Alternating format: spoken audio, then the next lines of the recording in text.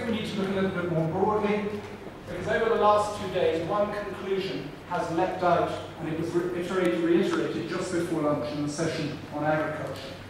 And that is that A, if not the strategic issue for Africa, for African governments, and for Africans, as they aspire to achieve a stable, secure, and prosperous future for themselves and their children, is how do you generate the scale of meaningful and productive employment across Africa, which can first absorb and inspire a rapidly increasing population, secondly, disperse any cloud of hopelessness, as described by the chair of yesterday evening's session, third, provide an improved standard of living measured both in financial, material, and human terms, and finally, offer a future where it is better to live in security than it is to follow the lamp of insecurity and instability.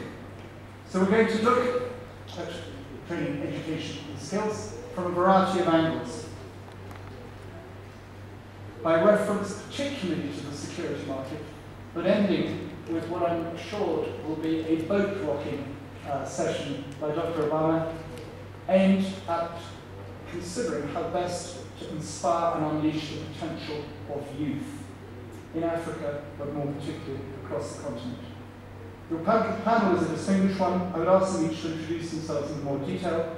But first, Brigadier General Marcel Chilwell will talk about the practical aspects of looking at the higher end of achieving security in the sort of peace support area of formal military and security activity.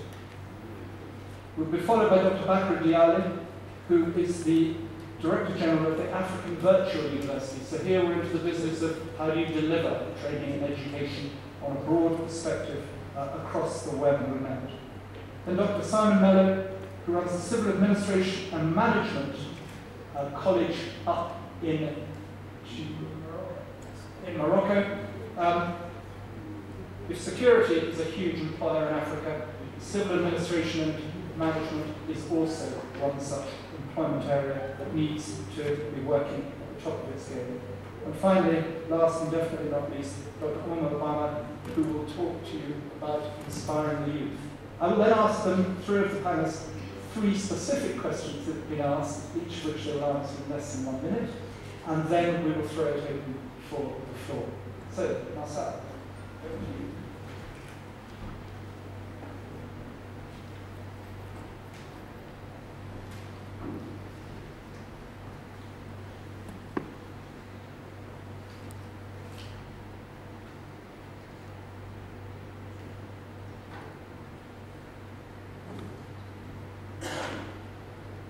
Thank you very much, General.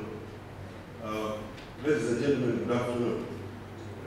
I'm Brigadier General Marcel Chilwell. I'm the Executive Secretary for African Peace Support Trainers Association. We do train through our members, train the peacekeepers, peace support operations in various fields. But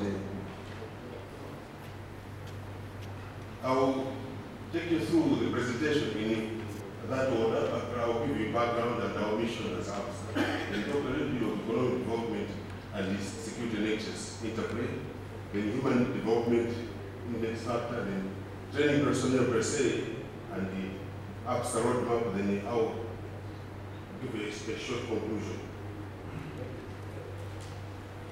In 2001, some few African military officers were attending the International Peace Support Trainers training centers in Malta, and they formed up an association for African peacekeeping training institutions. And this, in 2002, some 10 years ago, they formed an African Peace Support Trainers Association, which is now 10 years this year. The mission is AFBS exists to facilitate the development of African peace and security through coordination, advocacy, harmonization, and standardization of training among its member institutions. We have 18 member institutions, so we do a variety of those mission areas which outline the mission. There are 3 main core functions: facilitate meetings and exchange of information and best practices, also to facilitate efforts and harmonize doctrine, standard operating procedures, and training, and it also to serve as the depository for offers advisor services to the African Union